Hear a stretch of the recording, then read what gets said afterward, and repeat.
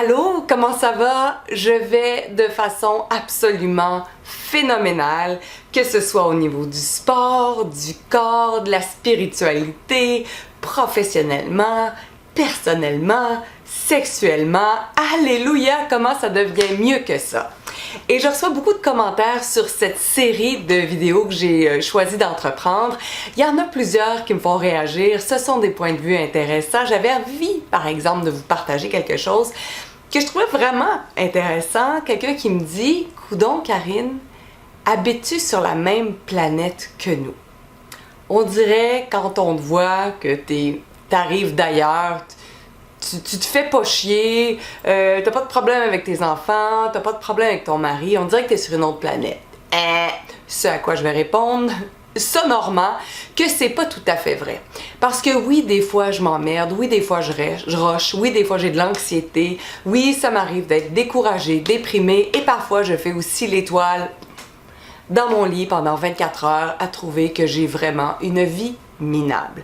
Ceci étant dit, à chaque fois que je me retrouve dans cette phase-là, je me rends compte à quel point, je me trouve désagréable, je me trouve plate, je me trouve sans énergie, je perçois la diminution de mes vibrations et je n'aime pas ça.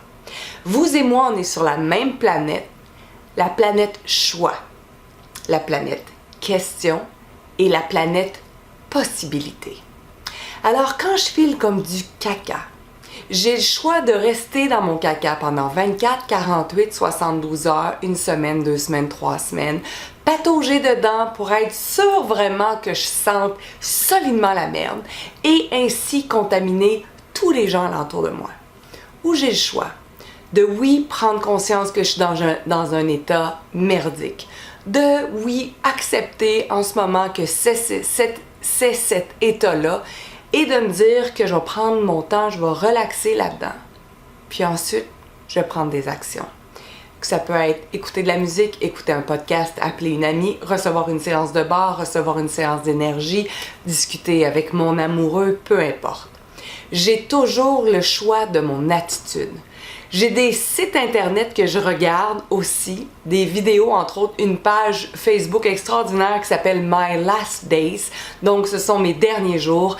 Des gens, des jeunes, des vieux, toutes sortes de couleurs, toutes sortes de problématiques qui sont en fin de vie. Tu regardes ça 2-3 secondes, là, puis tu te dis, ouais. Y a-tu possibilité que je me regarde un peu trop le nombril? Puis que je me complaise dans mon rôle de victime. Alors la prochaine fois que tu es dans un état de caca, et dis-toi que ça m'arrive aussi, encore, tu as toujours le choix. Quelle serait une chose, 2 choses et 3 choses, ou 4 choses, ou 10 choses auxquelles tu pourrais te référer pour choisir de sortir de ce mood-là le plus rapidement possible. Parce que ça, tu as cette capacité-là.